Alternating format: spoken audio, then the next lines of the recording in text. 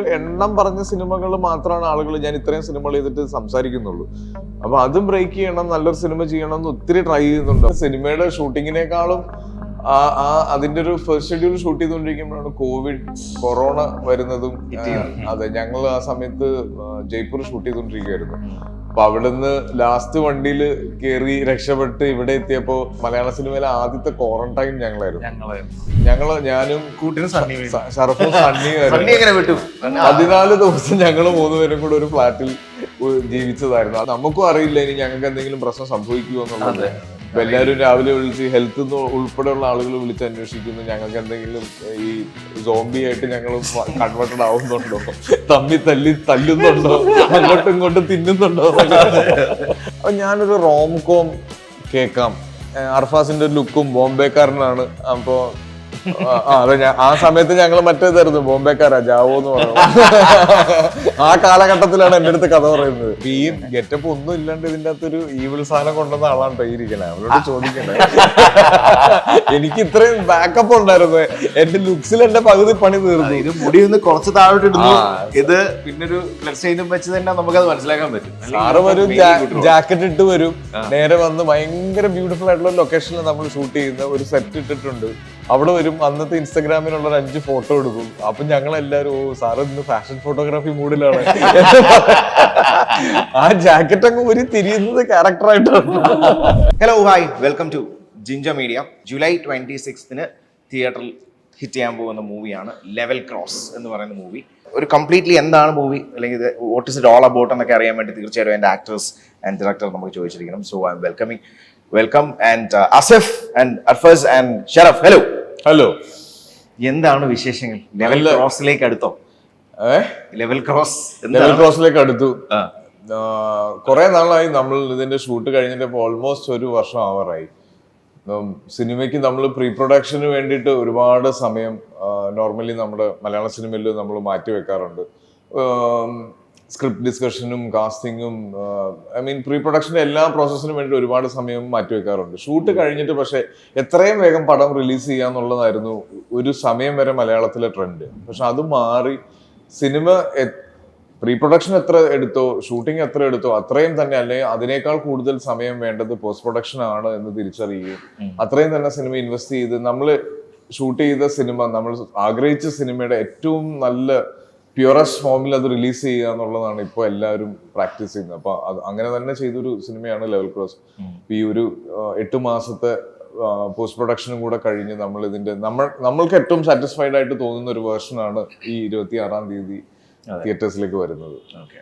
ഈ നോർമലി ഇപ്പം ആശയാണെങ്കിലും ഇടുന്ന സ്റ്റോറീസിലും കാര്യങ്ങളിലൊക്കെ ചില സിനിമകൾ നമുക്ക് ഇടുമ്പോൾ തീർച്ചയായിട്ടും അറിയാൻ പറ്റും, അത് വളരെ സ്നേഹത്തോടു കൂടി ഇടുന്ന പോസ്റ്റേഴ്സിന് ഒരു ചെറിയ പ്രത്യേകത നമുക്ക് ഫീൽ ചെയ്യാൻ പറ്റും. സോ എനിക്ക് തോന്നുന്നു ലെവൽ ക്രോസിനും അതുപോലെ തന്നെ ഒരു extra happiness with this particular movie ഉണ്ടെന്ന് പറഞ്ഞാൽ. ഇതിന്റെ ഇതിന്റെ ഫസ്റ്റ് ലുക്ക് മുതൽ ഇതിന്റെ ക്യാരക്ടർ പോസ്റ്റേഴ്സ് ആണെങ്കിലും ഇതിന്റെ ടീസർ ആണെങ്കിലും ഒക്കെ പുറത്തു വന്ന സമയം മുതൽ നമുക്ക് കിട്ടുന്ന റെസ്പോൺസ് അത്തരത്തിലുള്ളതാണ്. ആളുകൾ ഒരു പുതിയ സിനിമ എക്സ്പീരിയൻസ് ചെയ്യാൻ പറ്റും എന്നുള്ള പ്രതീക്ഷ തന്നെയാണ് ഈ സിനിമയെ കാണുന്നത്. ഞങ്ങൾക്കും ആ ഒരു കോൺഫിഡൻസ് ഉണ്ട്. ഈ സിനിമ അത്ര കോമൺ ആയിട്ട് കാണുന്ന രീതിയിലുള്ള ആ ജോണറിലുള്ള ഒരു സിനിമയല്ല. തീർച്ചയായിട്ടും ഇതിന്റെ ഒരു സ്വഭാവമൊക്കെ നമുക്ക് പലതിലും ഫീൽ ചെയ്തേക്കാം. പക്ഷെ ഇതിന് മൊത്തത്തിൽ ഈ സിനിമയുടെ ഒരു ഔട്ട്ലുക്കിന് ഒരു പുതുമയുണ്ട്. അർഫസ്, അതുപോലെ തന്നെ ഈ മൂവി എനിക്കൊന്ന് ഒരുപാട് സിനിമകൾ ഇപ്പൊ ജിത്തു സാറിന്റെ കൂടെ വർക്ക് ചെയ്തിട്ടുണ്ട്. ആൻഡ് ഇതിൽ എനിക്ക് തോന്നുന്നു this is A first Indian movie ഞാൻ തോന്നുന്നു അവിടെ ഷൂട്ട് ചെയ്യുന്നത് അല്ലെ, ആ ഒരു പെർട്ടിക്കുലർ പ്ലേസിൽ. അത് ട്രെയിലറിലും അത് വളരെ വിസിബിൾ ആണ്. ആൻഡ് എങ്ങനെ ഉണ്ടായിരുന്നു, ലൈക്ക് ആ ഒരു what you feel now എന്ന് ചോദിച്ചു കഴിഞ്ഞാൽ about this movie? I'm very excited. First film ആണ്, അപ്പോൾ definitely I'm excited. ഒരു assistant director തുടങ്ങുമ്പോൾ മുതൽ your dream is to make your film. അപ്പോൾ ഫൈനലി അതിന്റെ ഒരു കൾമിനേഷനിലെത്തി നിൽക്കുന്ന സമയമാണ്. I'm very excited about it.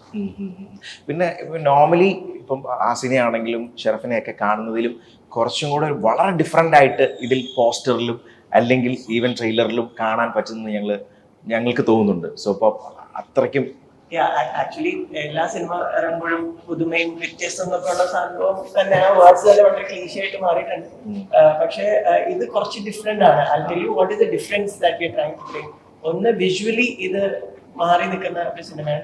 Like you said, ഇന്ത്യയിലെ ആദ്യത്തെ സിനിമയാണ് ട്യൂണീഷ്യയിൽ ഷൂട്ട് ചെയ്യുന്നത്. അപ്പോൾ ആ ലൊക്കേഷൻസ് ആദ്യമായിട്ടാണ് നമ്മൾ കാണുന്നത്. സ്റ്റോറിയിൽ പുതുമയുണ്ട്. ഈ ട്രീറ്റ്മെന്റ് സിനിമ പറയുന്ന സ്ക്രീൻ പ്ലേ ട്രീറ്റ്മെന്റിലും വ്യത്യാസം ഉണ്ട്. അതുപോലെ തന്നെ നമ്മൾ ബാക്ക്ഗ്രൗണ്ട് സ്കോറും വിശാൽ ചന്ദ്രശേഖരാണ് ചെയ്തിട്ടുള്ളത്. അപ്പൊ എനിക്ക് മലയാളത്തിൽ നിന്നൊരു മ്യൂസിക് ഡയറക്ടറിൽ നിന്ന് മാറി വേറൊരാളെ കൊണ്ടുവരുന്നത് തന്നെ മലയാളത്തിൽ let it sound little different എന്നുള്ളത് കൊണ്ടാണ്. സൗണ്ട് ഡിസൈൻ ചെയ്തിരിക്കുന്നത് ജയദേവൻ ചക്കാടത്താണ്. DOP അപ്പു പ്രഭാകരാണ്. അവരുടെയൊക്കെ വർക്ക് ടെക്നിക്കലി വളരെ സൗണ്ട് ആയിട്ടുള്ള ഒരു ഫിലിമാണ്. അതുപോലെ ആക്ടേഴ്സ് 3 പേര് മത്സരിച്ച് അഭിനയിച്ചിട്ടുള്ള ഒരു പടമാണ്. So I am very excited and very confident for the film. Sharaf പറയൂ, ഇതിൽ അഗെയിൻ ഡിഫറെന്റ് റോളാണ്, ഡിഫറെന്റ് പോസ്റ്റേഴ്സും കാര്യങ്ങളുമാണ്. അപ്പൊ ഇതിൽ എന്താണ് പരിപാടികൾ? ഇതില് ഇവര് പറഞ്ഞ പോലെ തന്നെ അതിൽ കൂടുതൽ നമുക്ക് പറയാൻ പറ്റില്ല. എന്താ പറയാ, ഇപ്പൊ ഇതിന്റെ ഒരു പ്രത്യേകത എന്ന് വെച്ച് കഴിഞ്ഞാൽ ടുണീഷ്യയിൽ ഷൂട്ട് ചെയ്തൊരു സിനിമ എന്നുള്ള ഒരു പ്രത്യേകത ഉണ്ട്. പിന്നെ അങ്ങനെ ഒരു ലാൻഡ്സ്കേപ്പിൽ വന്നേക്കുന്നതിന്റെ ഒരു ഭംഗി എന്തായാലും സിനിമയ്ക്കുണ്ട്. പക്ഷെ ആ സിനിമയുടെ കഥയ്ക്ക് അത് ആവശ്യമായിരുന്നു. അങ്ങനെ തന്നെയാണ് ഡിസൈൻ ഉണ്ടാക്കിയിരിക്കുന്നത്. പിന്നെ വേറെ വ്യത്യസ്തമെന്ന് പറഞ്ഞു കഴിഞ്ഞാൽ കണ്ടിട്ട് എല്ലാവരും പറയട്ടെ. ആഫീസ് പറഞ്ഞല്ലോ 3 പേരും മത്സരിച്ച് അഭിനയിച്ചു എന്ന് പറഞ്ഞ്. ഇപ്പം ഒരു മൂവിയിൽ ആക്ടേഴ്സിന്റെ ഒരു കോംബോ അല്ലെന്നുണ്ടെങ്കിൽ അവരുടെ ഒരു കംഫർട്ട് സോൺ, അവർ തമ്മിലുള്ള ഒരു vibe must be very important ആയിരിക്കും. അപ്പം നിങ്ങൾ തമ്മിലാണെങ്കിൽ പോലും ആ ഒരു കോംബോ എങ്ങനെയായിരുന്നു? ഈവൻ നമ്മൾ റോഷാക്കിൽ കണ്ടിട്ടുണ്ട്, മൂവീസിൽ കണ്ടിട്ടുണ്ട്. സോ നിങ്ങളുടെ ഒരു കോംബോ എങ്ങനെയാണ്? ആക്ച്വലി ഷെറഫിന്റെ വാസിയുടെ നോക്കുകയാണെങ്കിൽ ഞങ്ങളുടെ ഒരു കോംബോ നമ്മൾ ചെയ്തിട്ടുള്ളല്ലോ. നമ്മൾ ചെയ്ത് കുറ്റവും ശിക്ഷയും. കുറ്റവും ശിക്ഷയും ചെയ്തിട്ടുണ്ട്. റോഷാക്കിലും ആക്ച്വലി ഉണ്ട്, പക്ഷെ അത് കോംബോ ആയിട്ടൊന്നും പറയാൻ പറ്റത്തില്ല. കുറ്റവും ശിക്ഷയുമായിരുന്നു ഞങ്ങളുടെ ഒരു വലിയൊരു കോമ്പിനേഷൻ എന്ന് പറയുന്നത്. അത് എനിക്ക് തോന്നുന്നു സിനിമയുടെ ഷൂട്ടിങ്ങിനേക്കാളും അതിന്റെ ഒരു ഫസ്റ്റ് ഷെഡ്യൂൾ ഷൂട്ട് ചെയ്തുകൊണ്ടിരിക്കുമ്പോഴാണ് കൊറോണ വരുന്നതും. അതെ, ഞങ്ങൾ ആ സമയത്ത് ജയ്പൂർ ഷൂട്ട് ചെയ്തുകൊണ്ടിരിക്കുകയായിരുന്നു. അപ്പൊ അവിടുന്ന് ലാസ്റ്റ് വണ്ടിയിൽ കയറി രക്ഷപ്പെട്ട് ഇവിടെ എത്തിയപ്പോ മലയാള സിനിമയിലെ ആദ്യത്തെ ക്വാറന്റൈൻ ഞങ്ങളായിരുന്നു. ഫസ്റ്റ് മലയാള സിനിമയുടെ ഒഫീഷ്യൽ ക്വാറന്റൈൻ ഞങ്ങളായിരുന്നു. ഞങ്ങൾ വന്ന് ഇറങ്ങുമ്പോഴാണ് ഈ ക്വാറന്റൈൻ എന്നുള്ള പരിപാടി ഇവിടെ വരുന്നതും. ഞാനും ഷറഫും സണ്ണിയായിരുന്നു. 14 ദിവസം ഞങ്ങൾ 3 പേരും കൂടെ ഒരു ഫ്ലാറ്റിൽ ജീവിച്ചതായിരുന്നു. അതായിരുന്നു ഞങ്ങളുടെ ഏറ്റവും കൂടുതൽ, എനിക്ക് തോന്നുന്നു ഒരു സിനിമയ്ക്ക് ബോണ്ട് ചെയ്യാവുന്നതിനേക്കാൾ കൂടുതൽ ഞങ്ങൾ ചെലവഴിച്ചത് അതിനായിരുന്നു. അതും അത്രയും പ്രശ്നങ്ങൾ വെളിയിൽ നടക്കുമ്പോൾ ഒരുമിച്ച് താമസിക്കുമ്പോൾ അതിന്റെ വൈബും വേറെയാണല്ലോ. ആരും കാണാൻ വരാനില്ല, പുറത്തു പോകാൻ സാധ്യതയില്ല, വീട്ടിൽ പോകാൻ പറ്റില്ല. അപ്പൊ ഞങ്ങൾ ആ ഉള്ള സമയം അങ്ങോട്ട് ആസ്വദിക്കുക എന്ന് പറഞ്ഞൊരു പരിപാടിയായിരുന്നു. ഫസ്റ്റ് ക്വാറന്റൈൻ ആയത് കൊണ്ട് ഞങ്ങളുടെ ക്വാറന്റൈനോട് എല്ലാവർക്കും ഭയങ്കര എന്താ പറയാ ആഭിമുഖ്യം ഉണ്ടായിരുന്നു. ലൈക്ക് എല്ലാരും വിളിച്ചന്വേഷിക്കുന്നു, എന്ത് വേണമെങ്കിലും, എന്ത് സഹായം വേണമെന്നുണ്ടെങ്കിലും ഉണ്ട്. ഫുൾ ക്വാറന്റൈനിലായ കുഞ്ഞുങ്ങൾ എന്നുള്ള അല്ല, അത് മുഴുവൻ ഞങ്ങൾ അനുഭവിച്ചിട്ടുണ്ടായിരുന്നു. അപ്പൊ അത് ഈ പറഞ്ഞ പോലെ നമുക്കും അറിയില്ല ഇനി ഞങ്ങൾക്ക് എന്തെങ്കിലും പ്രശ്നം സംഭവിക്കുമോ എന്നുള്ളത്. അപ്പൊ എല്ലാവരും രാവിലെ വിളിച്ച് ഹെൽത്ത് ഉൾപ്പെടെയുള്ള ആളുകൾ വിളിച്ച് അന്വേഷിക്കുന്നു, ഞങ്ങൾക്ക് എന്തെങ്കിലും ഈ സോംബി ആയിട്ട് ഞങ്ങൾ കൺവേർട്ടഡ് ആവുന്നുണ്ടോ, തല്ലുന്നുണ്ടോ, അങ്ങോട്ടും ഇങ്ങോട്ടും തിന്നുന്നുണ്ടോ, നിങ്ങൾക്കും അറിയത്തില്ലല്ലോ. നിങ്ങൾ 3 പേരുമായിരുന്നല്ലേ? അപ്പൊ അതിന്റെ ഏകദേശം ഒരു എക്സ്റ്റെൻഡഡ് വേർഷൻ ആയിരുന്നു ഈ ടുണീഷ്യയിൽ ഇതിന്റെ ഷൂട്ട്. ഞങ്ങൾ ടുണീഷ്യയിൽ ഇത് ഷൂട്ട് ചെയ്യുന്ന സ്ഥലം എന്ന് പറഞ്ഞാൽ ഇതിന്റെ ടുണീഷ്യയുടെ ക്യാപിറ്റലുണ്ട് ടുണീസ് എന്ന് പറഞ്ഞിട്ട്. അവിടെ നിന്നൊരു 8.5 മണിക്കൂർ ബൈ റോഡ് ട്രാവൽ ചെയ്തിട്ട് വേണം ഞങ്ങൾ ഷൂട്ട് ചെയ്യുന്ന ഈ സ്ഥലത്തേക്ക് തുസൂറിലേക്ക് എത്താൻ. അല്ല, നമ്മുടെ അപ്പൊ ഈ 8.5 മണിക്കൂർ എന്ന് പറഞ്ഞാൽ ഇതിനു മുന്നേ അവിടെ ഷൂട്ട് ചെയ്തിരുന്നത് ഡൂൺ എന്ന് പറഞ്ഞിട്ടൊരു ഇംഗ്ലീഷ് മൂവി ഉണ്ട്. അപ്പൊ അതായത് സ്റ്റാർ വാർസ് ഷൂട്ട് ചെയ്ത ലൊക്കേഷനാണ്, ഇന്ത്യൻ ജോൺസ് ഷൂട്ട് ചെയ്ത ലൊക്കേഷനാണ്. അപ്പൊ അവിടെയാണ് ഞങ്ങൾ ഷൂട്ട് ചെയ്യുന്നത്. അങ്ങോട്ടൊരു ഭയങ്കരമായ ഡെവലപ്മെന്റ്സ് ഒന്നും എത്താത്തൊരു സ്ഥലമാണ്. അപ്പൊ ഓൾമോസ്റ്റ് ഞങ്ങളുടെ ക്വാറന്റൈൻ പോലെ തന്നെയായിരുന്നു ഞാനും ഇവനും. അതേ അവസ്ഥ തന്നെയായിരുന്നു. അവിടെ നോമ്പ് മാസമായിരുന്നു. അതെ, അതൊരു നോമ്പ് മാസമായിരുന്നു. ലാസ്റ്റ് ഞാൻ ഷൂട്ട് തീരുന്നതിനൊരു 5 ദിവസം മുന്നേ ഇവൻ പോയി. ഞാൻ പോയി, എന്റെ കഴിഞ്ഞ് ഞാൻ പോയായിരുന്നു. അതാണ് ഫസ്റ്റ്. പിന്നെ റോഷാക്കിലേക്ക് വരുമ്പോഴും തീർച്ചയായിട്ടും റോഷാക്കിൽ ഞാൻ ആകെ കണ്ടിട്ടുള്ള മമ്മൂക്കാനെ മാത്രമാണ്. സെറ്റിലോ ഇല്ല. സെറ്റിൽ എനിക്ക് ഒറ്റ ദിവസം ഷൂട്ട് ഉണ്ടായിരുന്നുള്ളൂ. അതും ഞാൻ വന്നു പോകുന്നു എന്ന് പറഞ്ഞ് നിൽക്കുമായിരുന്നു. ഈ നമ്മളൊരു പെർട്ടിക്കുലർ ആയിട്ടുള്ള ഒരു ഡയറക്ടറെ കൂടെ വർക്ക് ചെയ്യുമ്പോൾ കിട്ടുന്നതായ ചെറിയ സ്കിൽസ് ഉണ്ടാവും അല്ലെ? അവരുടെ കൂടെ നമ്മൾ കംപ്ലീറ്റ്ലി നിൽക്കുമ്പോൾ കുറേ മൂവീസ് ചെയ്യുമ്പോൾ നമ്മൾ ഗെയിൻ ചെയ്യുന്ന കുറച്ച് കാര്യങ്ങളുണ്ടാവും. സോ അങ്ങനെ നോക്കുമ്പോൾ ഇപ്പോൾ ജിത്തു സാറിനെ പറ്റി പറയുമ്പോൾ നമുക്കറിയാം, is an amazing director, chief associate ആയിട്ടുണ്ടായിരുന്നു. സോ നമുക്ക് കിട്ടിയ ചില കാര്യങ്ങൾ ഉണ്ടാവുമല്ലോ. I've not learned everything from him. I mean, he's a master. But one thing I've learned is discipline. Fully, വളരെ ഡിസിപ്ലിൻഡ് ആയിട്ടുള്ള ലൈഫ് സ്റ്റൈലാണ് പുള്ളിയുടെ. പുള്ളി രാവിലെ എല്ലാ ദിവസവും 4-4 എണീറ്റിട്ട് എല്ലാ ദിവസവും religiously he sits and writes or read scripts. ഞാനൊക്കെ എണീക്കുമ്പോൾ 8 മണി ആകുമ്പോഴേക്കും സാറിന്റെ ലൈഫിൽ വളരെ പ്രൊഡക്റ്റീവ് ആയിട്ടുള്ള ഒരു ഡേയുടെ ഒരു ഭാഗം കഴിഞ്ഞിട്ടുണ്ടാവും. ആ ഡിസിപ്ലിൻ ഭയങ്കര, ആ ഡിസിപ്ലിൻ ലൈഫ് സ്റ്റൈലിൽ മാത്രമല്ല ഷൂട്ടിങ്ങിലും ആ ഡിസിപ്ലിൻ ഉണ്ട്. എല്ലാം സിസ്റ്റമാറ്റിക് ആണ്, പ്രീ പ്ലാൻഡ് ആണ്, every requirement is given in advance. So ആ ഒരു ഡിസിപ്ലിൻ ഫിലിം സെറ്റിലും അതുപോലെ തന്നെ ലൈഫിലും പുള്ളിയുടെ ഉണ്ട്. That is something I aspire to become. ഞാൻ ഗെയിൻ ചെയ്തെന്ന് പറയാൻ പറ്റില്ല, but I want to something. ഇപ്പം ഷെറഫ് ആസിഫ് അത് കേട്ടപ്പോൾ പെട്ടെന്ന് ഓർക്ക് വെളുപ്പിനെ 4:30 എണീക്കുന്നു. എനിക്ക് രാവിലെ ഏകദേശം 4:30 എണീക്കണം. കാര്യം എന്നെ ഇങ്ങനെ ആക്കണമെങ്കിൽ കുറച്ച് സമയം വേണം. അവൻ ആദ്യം ജിത്തു സാറിന്റെ ഡിസിപ്ലിൻ കുറച്ച് സിനിമ കൊണ്ടുവന്നിട്ടുണ്ട്. എനിക്ക് എവിടെയൊക്കെയോ നമ്മുടെ പണ്ട് 2012 ബാച്ചിലേഴ്സ് പാർട്ടിയും ഓർഡിനറിയും ഒക്കെ എവിടെയൊക്കെയോ ഇങ്ങനെ ഓർഡിനറി ഗെറ്റപ്പിനോടാണ് എനിക്ക് കുറച്ചും കൂടെ ബാച്ചലേഴ്സ് പാർട്ടി എനിക്ക് മുടിയുടെയും അത് കുറച്ചുകൂടെ ഉണ്ട്. പിന്നെ ഒരു മനുഷ്യന് മാറാവുന്ന രൂപങ്ങൾക്ക് ഒരു ലിമിറ്റേഷൻ ഉണ്ടല്ലോ. ബാച്ചിലേഴ്സ് പാർട്ടിയായിട്ട് അങ്ങനെ മുടി വളർത്തിയെന്നുള്ളത്. പക്ഷെ ഇതിന്റെ ഫുൾ ക്രെഡിറ്റ് റോണക്സിനാണ്. കാര്യം റോണക്സ് ഇതിന് വേണ്ടിയിട്ട്, ഈ രഘു എന്നാണ് എന്റെ ക്യാരക്ടറിന്റെ പേര്. രഘു ഭയങ്കര ഒറ്റപ്പെട്ട് ജീവിക്കുന്ന ഒരാളാണ്. അയാള് നമ്മള് കാണാൻ ആരുമില്ല, നമുക്ക് ഇന്ററാക്ട് ചെയ്യാൻ ആരുമില്ല എന്ന് പറഞ്ഞൊരു സാഹചര്യം നമുക്ക് വരുമ്പോൾ നമ്മള് ലുക്സിനെ പറ്റി നമ്മൾ ബോധേഡ് ആവില്ല. അങ്ങനെ കണ്ണാടി നോക്കാനോ ഒരുങ്ങാനോ ഒന്നും തോന്നില്ല. അപ്പൊ അങ്ങനെ ഒരു ചുറ്റുപാടിൽ താമസിക്കുന്ന ഒരാളാണ് രഘു. മൂപ്പരുടെ ലൈഫിലേക്ക് വരുന്ന 2 പേരും അവർക്കുണ്ടാവുന്ന കുറെ കാര്യങ്ങളുമാണ് ഈ സിനിമയുടെ ഒരു 1 ലൈൻ എന്ന് പറയുന്നത്. അപ്പൊ ഈ രഘുവിന് വേണ്ടിയിട്ട് റോണക്സ് ഒരു 4 ഡിഫറെന്റ് ഗെറ്റപ്സ് ചെയ്തിരുന്നു. അതില് ഞങ്ങൾക്ക് എല്ലാവർക്കും, അതായത് ഈ കാര്യം ഇത് 40 ദിവസത്തോളം നമ്മൾ ഷൂട്ട് ചെയ്തു. അപ്പൊ ഈ 40 ദിവസവും ഈ ഗെറ്റപ്പിലേക്ക് എത്തണം. അതിനു വേണ്ടിയിട്ട് നമുക്ക് ഏറ്റവും മിനിമൽ ടൈമിംഗ് ഉപയോഗിക്കണം. ഡേ ലൈറ്റിലാണ് അധികവും ഷൂട്ട് ഉള്ളത്. പിന്നെ അറിയാലോ, ട്യൂണീഷ്യ പോലത്തെ ഒരു സ്ഥലത്ത് നമുക്ക് ഭയങ്കര ലിമിറ്റഡ് റിസോഴ്സസ് വെച്ചിട്ടാണ് നമ്മൾ ഷൂട്ട് ചെയ്യുക. നമ്മുടെ ടെക്നിക്കൽ സപ്പോർട്ട് പോലും അത്രയും ലിമിറ്റഡ് ആയിരുന്നു. അപ്പൊ ഒരു ടീം വർക്ക് മൊത്തത്തിൽ നിൽക്കണമെങ്കിൽ ഈ പറഞ്ഞ പോലെ ഒരാൾക്ക് ഇത്രയും സമയം സ്പെൻഡ് ചെയ്യാൻ പറ്റില്ല. അപ്പൊ അങ്ങനെ എല്ലാം വെച്ച് റോണക്സ് സെറ്റ് ചെയ്തെടുത്ത ഒരു ഗെറ്റപ്പ് ആയിരുന്നു ഇത്. ഇപ്പൊ ഇതിലൊരു ഈ ചിരിക്കുമ്പോൾ ഉള്ള വ്യത്യാസവും ഇയാളുടെ ലുക്സും ഇയാളുടെ സ്കിൻ ടോണും പല്ലിന്റെ, അപ്പൊ അതെല്ലാം ഈ ക്യാരക്ടറിന്റെ ഒരു ഫാൻസി ഡ്രസ് ആവാനും പാടില്ല. അതായിരുന്നു അതിന്റെ വലിയൊരു കാര്യം. എനിക്ക് നമ്മൾ ഈ ഗെറ്റപ്പ് ചെയ്ത് കഴിഞ്ഞ് നമ്മളെല്ലാവരും കൂടെ ഇരുന്ന് സംസാരിച്ച് എല്ലാവർക്കും ഇത് ഓക്കെ, ഇത് കാണുമ്പോൾ മറ്റേ നമ്മൾ ഈ കയ്യടി വാങ്ങിക്കാൻ വേണ്ടി ഓവറാക്കുന്ന ഒരു പരിപാടിയിലേക്ക് പോകരുത് എന്നുള്ളതുണ്ടായിരുന്നു. അതാണ് കാണുന്ന റിയലായിട്ട് തോന്നുന്നു.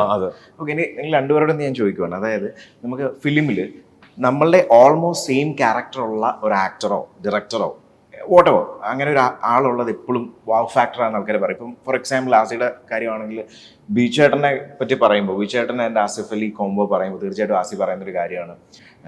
ബീച്ചേട്ടൻ എന്ന് പറയുമ്പോൾ ഏകദേശം എവിടെയൊക്കെയോ എൻ്റെ രീതികളും അല്ലെങ്കിൽ എന്നെ പോലെ തന്നെ ചിന്തിക്കുന്നതും എൻ്റെ രീതിയിലുള്ള ക്ലോസ് സർക്കിൾ ഓഫ് ഫ്രണ്ട്സുമാണ് ബീച്ചേട്ടനുണ്ട് ഉള്ളത് എന്ന് പലപ്പോഴും പറഞ്ഞിട്ടുണ്ട്. അത് ഐഡന്റിഫൈ ചെയ്യാൻ കുറച്ച് ടൈം എടുത്തോ, അല്ലെങ്കിൽ അപ്പൊ തന്നെ നിങ്ങളുടെ ഇതിന്റെ നമ്മളെല്ലാവരും ഇപ്പൊ ഞാനും ഷർഫുമായിട്ട് നമ്മൾ സ്ഥിരം സിനിമ ചെയ്യുന്നവരൊന്നും അല്ല, നമ്മൾ എപ്പോഴും കാണുന്നവരും അല്ല. പക്ഷെ നമ്മൾക്കൊക്കെ ഉണ്ടാവുന്ന ഒരു നമ്മൾ പറയില്ല വൈബ് മാച്ച് ആവുമെന്ന് പറയില്ല, അങ്ങനത്തെ ഒരു പ്ലസ് ഉണ്ട് ചില ആളുകളുമായിട്ട്. നമ്മള് ചെല്ലുമ്പോ തന്നെ, നമ്മളൊരു സിനിമയിലേക്ക് കയറുമ്പോ തന്നെ നമുക്കൊരു ടീം ഫീൽ ചെയ്യും.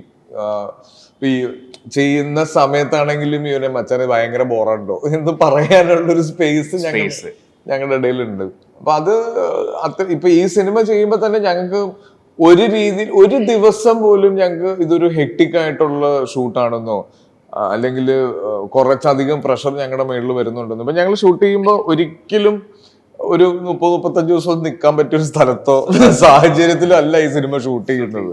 പക്ഷെ ഞങ്ങളത് ഭയങ്കരമായിട്ട് ആസ്വദിച്ചു, ഭയങ്കര രസമായിട്ട് ആസ്വദിച്ചു. കാര്യം നമ്മള് ഇപ്പൊ ഇന്ന് പ്ലാൻ ചെയ്തിരിക്കുന്നത് ഒരു 1.5 സീനാണ്, അത് ഇന്ന് തീർക്കണം, അങ്ങനെ ഒന്നുമല്ല. നമ്മൾ പെർഫോം ചെയ്ത് അതിന്റെ ഏറ്റവും ഏറ്റവും കൺവിൻസിങ് ആയിട്ടുള്ള ഒരു പോർഷനിലേക്ക് എത്തുക. അപ്പൊ എല്ലാവർക്കും ഇപ്പൊ നമ്മൾ ഇവിടെ നിന്ന് പോയത് ഒരു 32 പേരോ അങ്ങനെ ഒരു ക്രൂ ആയിരുന്നു പോയത് അവിടേക്ക് പോയത്. ആ 32 പേർക്കും ഈ സിനിമയില് അവരുടേതായ ഭാഗം ഉണ്ടായിരുന്നു. ഷൂട്ടിംഗ് ടൈമിലാണെങ്കിലും എല്ലാവർക്കും കൃത്യമായി ഈ സിനിമ എന്താണെന്ന് മനസ്സിലാവുകയും എല്ലാവരും ഒരുമിച്ചിരുന്ന് സ്ക്രിപ്റ്റ് വായിക്കുകയും എല്ലാ ദിവസവും രാവിലത്തെ സീൻസ് ഡിസ്കസ് ചെയ്യുകയും ഒരു ഗ്രൂപ്പ്, ഒരു ടീം എഫേർട്ട് ഭയങ്കര രസമായിട്ട് സിനിമയ്ക്ക് ഉണ്ടായിരുന്നു.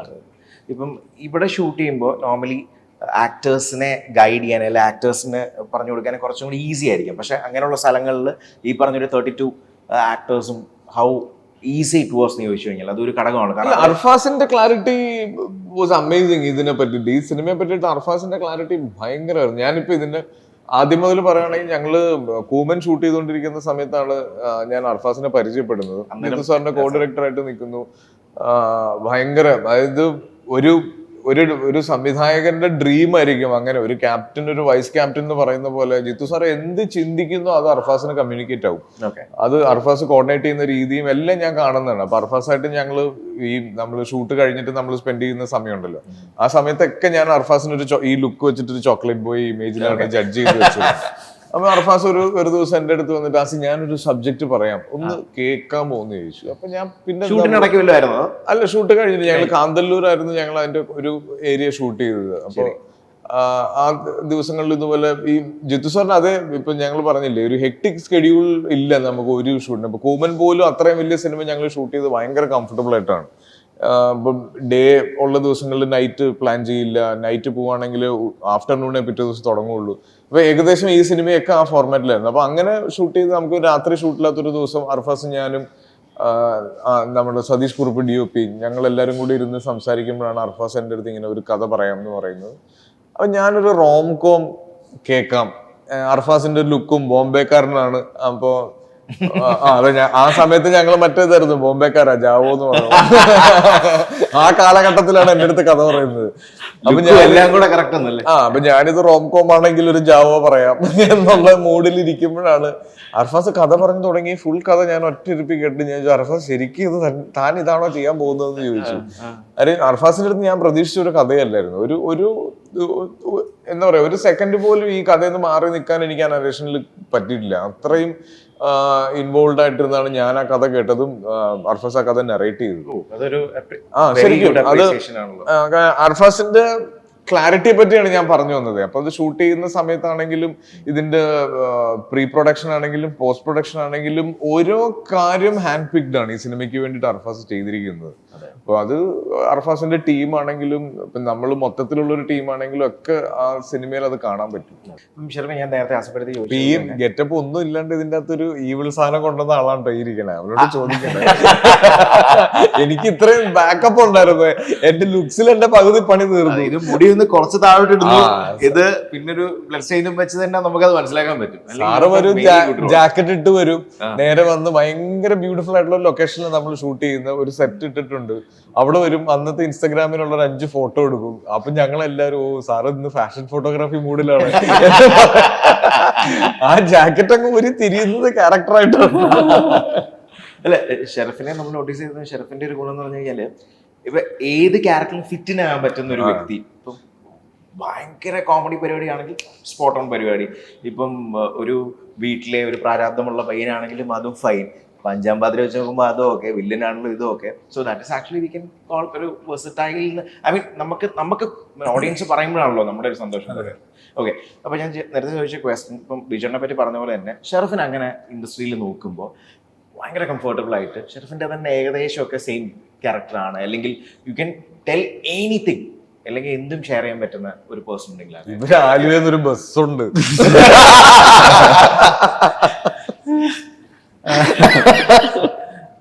അല്ല, ഞാൻ പറയാം, എനിക്ക് എല്ലാവരും ആക്ച്വലി ഭയങ്കര കമ്പനി ആയിട്ടുള്ള ഒരു ക്രൗഡ് തന്നെയാണ്. എന്ന് വെച്ച് കഴിഞ്ഞാൽ പിന്നെ ഞാൻ അങ്ങനെ ഇത് നിൽക്കുന്നില്ല എന്നുള്ളൂ. പക്ഷെ എനിക്ക് ആരുടെ കൂടെ വർക്ക് ചെയ്യുമ്പോൾ അത് ഓക്കെയാണ്.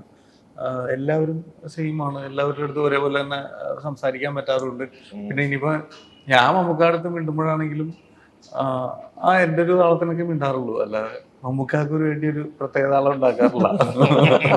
അപ്പൊ അങ്ങനെ ലൈക്ക് നമ്മളത് എല്ലാവരുടെ അടുത്തും നമ്മൾ എല്ലാവരോടും ഭയങ്കര അതുപോലെ തന്നെയാണ്. എല്ലാവരും പിടിക്കുന്ന അങ്ങനെ തന്നെയാണെന്ന് എനിക്ക് തോന്നുന്നു. അങ്ങനെ കൺഫ്യൂഷൻ ഒന്നുമില്ല. എല്ലാവരുമായിട്ട് വർക്ക് ചെയ്യാൻ സുഖമാണ്, എല്ലാവരുമായിട്ടുള്ള വൈബ് സെറ്റാണ്. ആരെങ്കിലും ആയിട്ട് വർക്ക് ചെയ്യാൻ തുടങ്ങുക ഒരു 1-2 ഡേയ്സിന്റെ ഒക്കെ ഒരു ഇടി ഉണ്ടാവുള്ളൂ. അത് കഴിഞ്ഞാൽ പിന്നെ നല്ല കമ്പനി ആയിരിക്കും. പിന്നെ ജെല്ലായി കഴിഞ്ഞാൽ പിന്നെ ആലുവെന്നൊരു ബസ് ഉണ്ടോ? ആലുവെന്നൊരു ബസ് ഉണ്ടല്ലോ. ആലുവെന്ന് 20 സെക്കൻഡ് കൂടുമ്പോൾ ഏറ്റവും കൂടുതൽ ബസ് ഓടുന്ന റൂട്ടാണ് ശരിക്കും പറഞ്ഞത് കേരളത്തിൽ തന്നെ. അതന്നെ ആദ്യം ഒരു ബസ്സല്ല, ഇഷ്ടം പോലെ ബസ്സല്ല. ഇടയ്ക്കിടയ്ക്ക് പോരാണ്ട് ഇനിയും വരാനുണ്ട് ബസ്സുകൾ. ഉണ്ടല്ലേ? ഇനി ഏതൊക്കെയാണ് റീസൺ? വരും. അതിനുവേണ്ടി എന്തായാലും കാത്തിരിക്കണം എന്നുള്ളത്. ഓക്കെ, അപ്പൊ ഇനി ഇതില് അമലയുണ്ട്, അമല ഉണ്ട്, ബാക്കി ക്യാരക്ടേഴ്സിനെ പറ്റി കൂടെ ഒന്ന് പറയുകയാണെന്നുണ്ടെങ്കിൽ പ്രൈമറി ക്യാരക്ടേഴ്സ് ഇവർ മൂന്നുപേരാണ് പ്ലേ ചെയ്യുന്നത്. ആസിഫും ഷറഫും അമലയുമാണ് പ്ലേ ചെയ്യുന്നത്. ബാക്കി വളരെ ചെറിയ, ബേസിക്കലി ഇവർ മൂന്നുപേരിലാണ് കഥ പോകുന്നത്. ഇപ്പോൾ ഷറഫിന്റെ ക്യാരക്ടർ ഷറഫിനെ ചെയ്യണമെന്ന് എനിക്ക് ആഗ്രഹം ഉണ്ടായിരുന്നു. അപ്പം ഞാൻ ഷറഫിൻ്റെ അടുത്ത് പോയി പ്രണവ് കണക്ട് ചെയ്ത് ഞാൻ പോയി കഥ പറഞ്ഞു. ഷറഫ് കേട്ടു, ഓക്കെ ഞാൻ പറയാം എന്ന് പറഞ്ഞു. then he was traveling. എനിക്കൊന്ന് ആ സമയത്ത് ബാംഗ്ലൂരിലോ അങ്ങോട്ട് പോകുന്നുണ്ടായിരുന്നു. പിന്നെ 2 മാസത്തേക്ക് ഞാൻ എനിക്ക് കിട്ടുന്നുണ്ടായിരുന്ന ആളെ ചെയ്യുന്നുണ്ടോ ഇല്ലയോ എന്നൊക്കെ ഉള്ള അറിയാൻ വേണ്ടിട്ട് response he was traveling actually. അപ്പോൾ എനിക്ക് തോന്നി അപ്പോൾ ഷർഫ് ചെയ്യുന്നുണ്ടാവില്ല, അതുകൊണ്ടായിരിക്കും. പ്രൊഡ്യൂസർ പറഞ്ഞു സമയമായി, ഡേറ്റ്സ് ഇങ്ങനെ വരാനും നോക്കുന്നൊക്കെ പറഞ്ഞു തുടങ്ങി. അപ്പോൾ ഞാൻ ഒന്നുകൂടെ മെസ്സേജ് ചെയ്യാൻ തുടങ്ങി. ഞാൻ ഒന്നുകൂടെ മെസ്സേജ് ചെയ്തു. he replied that ഞാനിപ്പോൾ കൊച്ചിയിലാക്കണ്ട ബ്രോ ഇവിടെ ഉണ്ട്, നമുക്ക് ഇന്ന് കാണാമെന്ന് ചോദിച്ചു.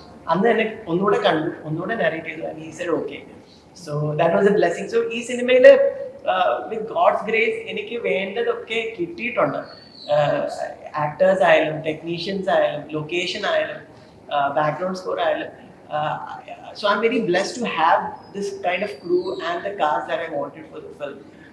അതുകൊണ്ട് തന്നെ സിനിമ നമുക്ക് ഈ സിനിമയെ കുറിച്ച് ഞാൻ സ്ക്രിപ്റ്റ് എഴുതുമ്പോൾ തന്നെ ഇങ്ങനെയൊക്കെ ആയിരിക്കണം എന്ന് മനസ്സിലുണ്ടാവുമല്ലോ. അപ്പൊ അങ്ങനെയൊക്കെ തന്നെ ആയി വരുമ്പോൾ അത് കാണുമ്പോൾ ഒരു സന്തോഷമുണ്ട്. അപ്പോൾ I very excited to bring this to the audience. Super. പിന്നെ നമ്മൾ എപ്പോഴും നോക്കുമ്പോൾ റീസെന്റ് എനിക്കൊന്ന് തലവൻ കഴിഞ്ഞിട്ട് നമ്മൾ ഇന്റർവ്യൂ എടുത്തിട്ടില്ല. അതിൻ്റെ ഒരു ഹാപ്പിനെസ് ഭയങ്കര ഹാപ്പിനെസ് ആയിരുന്നു. എനിക്കൊന്ന് തിയേറ്ററിൽ ഇറങ്ങുന്ന ടൈമിലാണെങ്കിൽ പോലും മീഡിയ വരുന്ന ടൈമിൽ അത് ആസിയുടെ ഏറ്റവും കൂടുതൽ ഫീലിങ്സ് എക്സ്പ്രഷൻ ത്രൂ ഐസ് ആണ് നമുക്ക് കാണാൻ പറ്റുന്നത്. ഈവൻ മൂവിയിലാണെങ്കിലും ഒക്കെ. അപ്പം തിയേറ്ററിൽ നിന്ന് ഇറങ്ങിയ ടൈമിൽ you like literally happiness out of tears തീർച്ചയായിട്ടും പറയാൻ പറ്റുന്നൊരു ടൈമായിരുന്നു. ഹൗ ഡു യു ഫീൽ ആ ഒരു സ്പോട്ട് ആ ടൈമിൽ തിയേറ്ററിൽ നിന്ന് ഇറങ്ങി വാസ് ലൈക്ക് എ ഹിറ്റ് എന്ന് അറിഞ്ഞ ആ ഒരു പോയിന്റ് ഓഫ് ടൈം ഉണ്ടാവുമല്ലോ?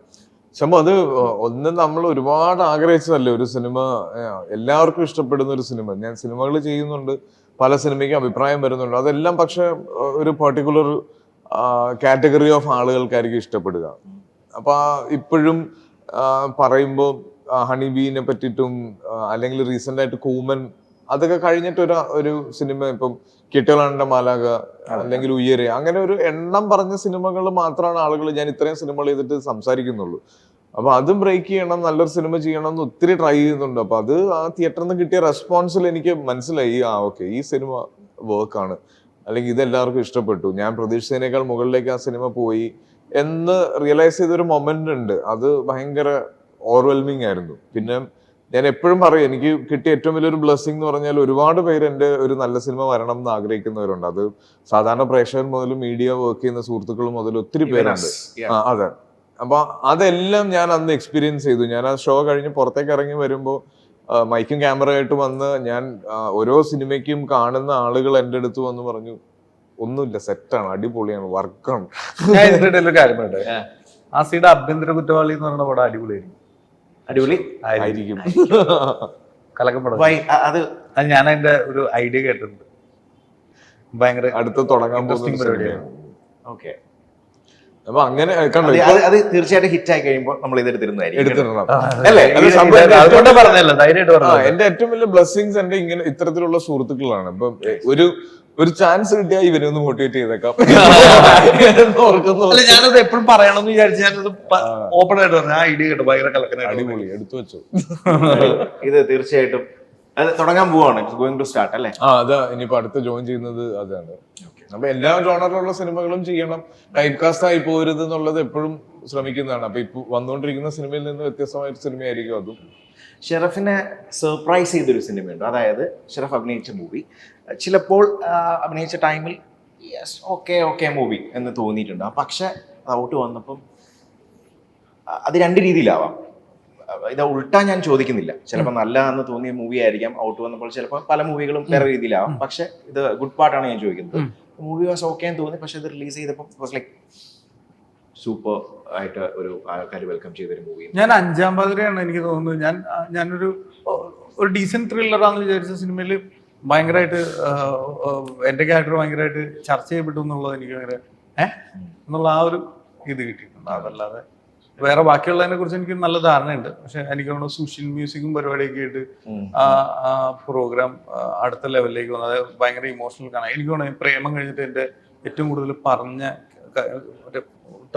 ഓഡിയൻസ് ഒരു മേജർ ക്രൗഡ് പറഞ്ഞൊരു പ്രോഗ്രാമായിട്ട് എനിക്ക് തോന്നിയിട്ടുണ്ട്. അത് കഴിഞ്ഞിട്ട് തന്നെ അങ്ങനെയുള്ള ഡിഫറെന്റ് റോൾസും വന്നു തുടങ്ങി, റോൾസും കിട്ടി തുടങ്ങി എന്ന് വേണമെങ്കിൽ അതൊരു ഒരു സ്റ്റെപ്പ് വേണമെങ്കിൽ പറയാം. അതെ അതെ അതെ അത് മറ്റേ കോവിഡ് തുടങ്ങുന്നതിന്റെ ഒരു 1.5 മാസം മുമ്പ് റിലീസായി പോയി.